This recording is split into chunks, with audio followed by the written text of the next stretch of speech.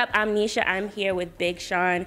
He is performing at DePaul University. He's back to his roots, back in the Midwest. We're about to jump into some questions. He has an album coming out soon. Finally Famous is finally coming out, and we're excited. I'm sure he's excited too. So, yeah. We're here on a college campus. You know, you went to a really good high school. You went to Cass Technical High School. You had to be kind of smart to get into that school, I heard. And I heard you made some pretty good grades there. You got into Michigan State. Do you ever kind of think about how life would have been different if you would have went to school versus, you know, just jumping straight into the industry? I think I would be able to do it. You know, Mike Posner kind of proved that point wrong. When I saw he did it, I was like, damn, I probably could have tried to do it. But I hear it was a lot of hard work, man. So, you know, it was really irrelevant because, I mean, Mike's a singer and, you know, I'm a rapper. So it's like, what am I going to go to school for, really?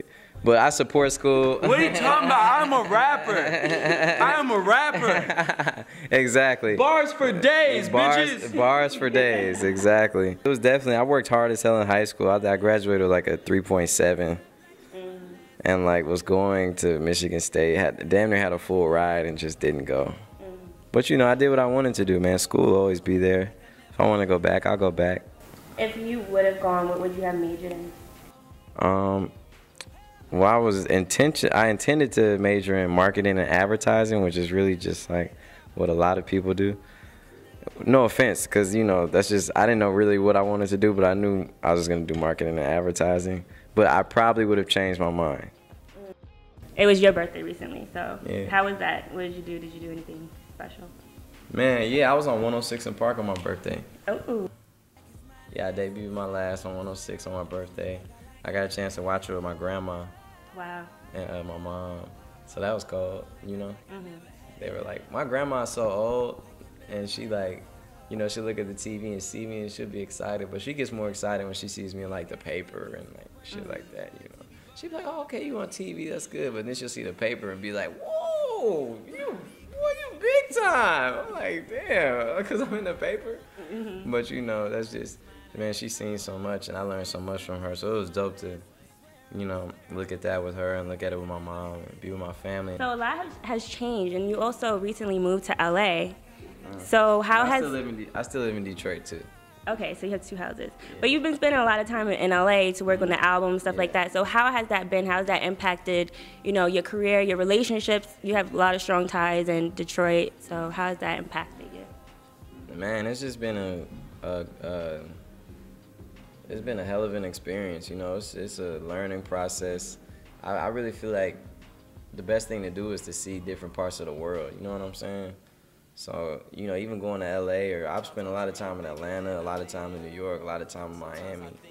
And, you know, I never, like, for once forget where I came from. A lot of people don't make it out the west side of Detroit, you know what I'm saying? So I'm, like, the most thankful person of all time. I talk, like, a whole lot of shit.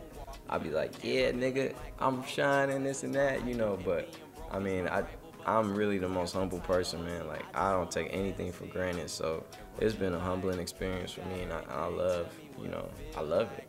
I love that shit. That's good. And so how do you kind of manage those, you know, relationships? You have a lot of kind of long-distance relationships you have to manage, you know, your friends, your family, your girlfriend even. So how do you juggle that with everything that's happening? It's hard, man. People gotta just take the short end of the stick, man.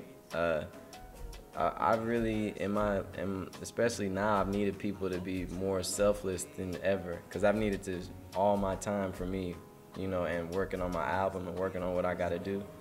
So I've really been cheating, man, a lot of my family and a lot of my friends and a lot of, like, or my girl and, like, you know, people I love, because I just don't have the time. I talk to my mom, like, every 10 days, you know. And my mom actually works with me in my business. She handles, like, some of my stuff. You know, I don't hardly talk to my grandma. I don't hardly talk to anybody, but everybody knows I love them, and I'm just working hard. Yeah, and you've been good at including a lot of people that you grew up with in your business that you're conducting now. Just because, you know, even though you got signed, you had to kind of operate like an independent artist, so, yeah. Yeah, man, that's kind of like a new movement that kind of started with people like me and Mike Posner and, like, Wiz Khalifa and all these people kind of, like, built their own buzz up and, like, their own teams, and labels just kind of like jumped on and jocked on and shit. And yeah, so it's kind of like history, man. I really feel like we are part of history, just all of us, you know. It's something new. It's like a new way of the industry. Has never seen this type of shit before. Yeah. You were hesitant though to get into that viral stuff a little bit in the beginning. Yeah. Like you didn't know that was what you kind of needed to do. Yeah, I did, man. I didn't know. I thought everything was good after I got a record deal. Yo, I got a song, put my shit on the radio, shoot a video. We're good. You know, I'm thinking like, they're like, man, you got to build your buzz. I'm like, man, you're not telling me how to do this shit. What the fuck you mean? All you got to do is just put me on TV, and that'll be a buzz. Like, I have a buzz, but, you know, I realized it was a real crazy experience for me, because then I realized, like, what's the incentive of putting my album out over a Rick Ross album, over a Jay-Z album, over a Rihanna album, over a Kanye album, over a Justin Bieber. All these people that are on the same labels were on the same label as me. You know what I'm saying? So that's something in the last year or so, I realized, and I was like, man, I gotta make myself this priority. And that's what I did. People are hanging on every word. They're like, when is the album? The album.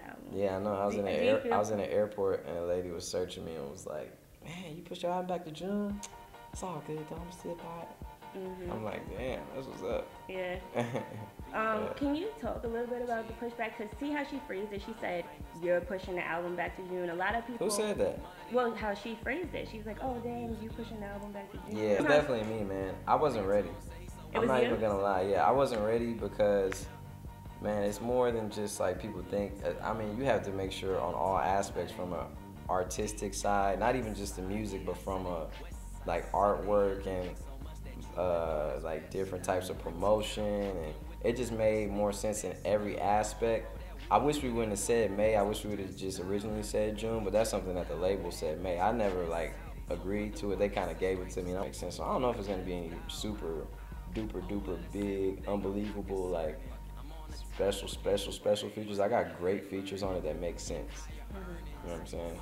And you get the story of me, a kid who like realized what he wanted to do, started doing it, shit started unfolding, goes through love, domestic love, you know what I'm saying? Does shit young people love to do, parties, gets high off life, and you know, shit like that. So it's gonna be a great album. People are gonna like be able to live to, ride to, smoke to, whatever they like to do. Have you gotten a chance to kind of talk to any of your peers about what the experience was like when they came out with their album? You know, after all the hype and all the expectations, you know, there's kind of a different type of pressure than like when Kanye came out. When he came out with his album, not that many people knew who he was until after it came out. And so have you gotten, you know, advice about that?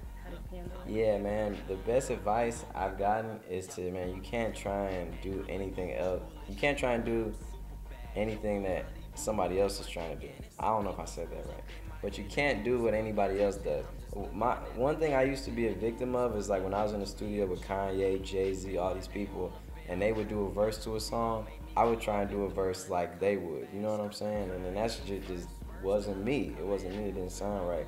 So I just realized that you have to stay in your own lane. You have to just do what you do and go all the way with it, man. And don't look back. And you know, people love you for you. People love you for your music, so you can't even second guess the shit, man. You just gotta go. Anything you wanted to say to the people, to the fans about Finally Famous, about what you have coming up next? Man, there's no more pushbacks. There's no more shit. I swear to God. Put it on everything. Cross my heart, hope to die. It's gonna be a great album. And, you know, I mean, I appreciate the people who fuck with me more than anything. People always be like, man, you got good-ass fans. And I'll be like, man, I don't call them fans, I call them believers. The one thing I hate about people is always put expectations on shit, like, no matter what it is. Like, they just expect Jesus on the record with you sometimes. It's, like, so hard to fulfill expectations. But it's going to be really good. And you're handling it really well, so that's good. Yeah, boy, I do it. Boy, finally famous in this, getting money.